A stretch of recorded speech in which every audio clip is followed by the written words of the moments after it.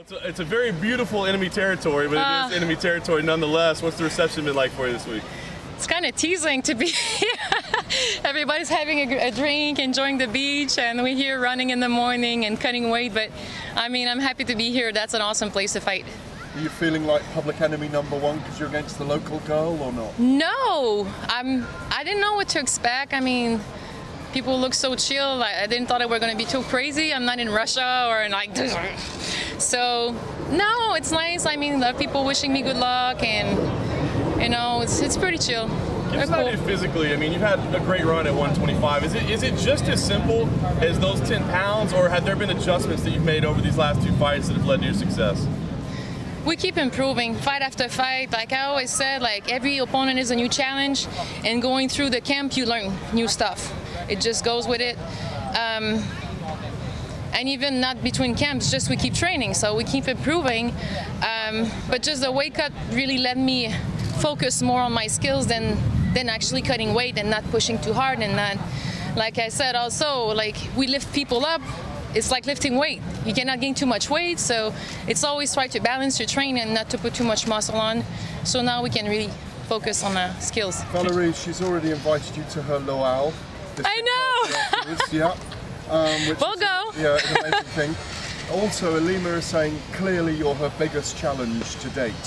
What are the challenges that she represents for you in this fight? She has a really, really good ground game. You know, there's nothing to hide there.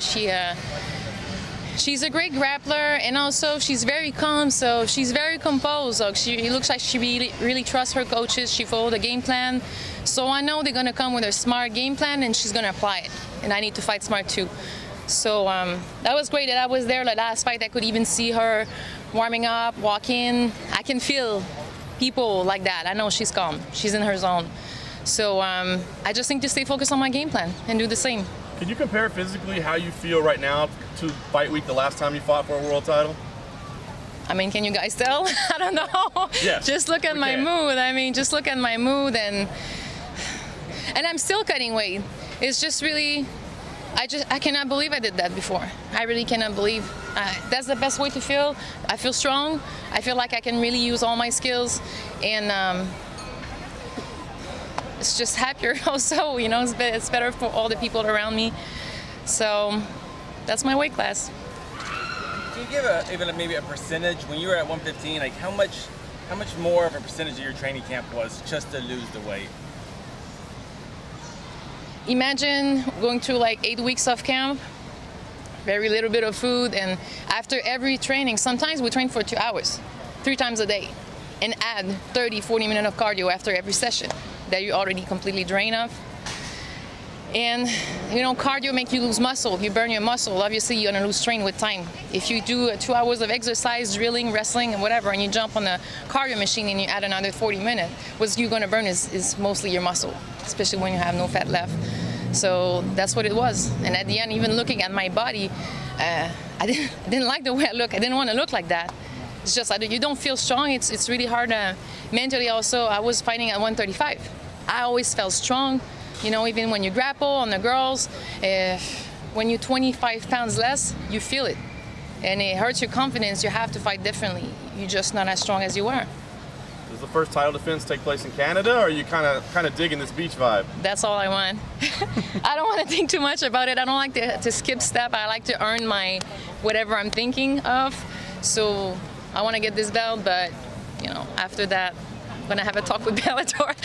I mean, we already have 2 champs from Canada, so there's definitely enough. We're gonna be 3 champs from Canada. There's definitely something to do over there.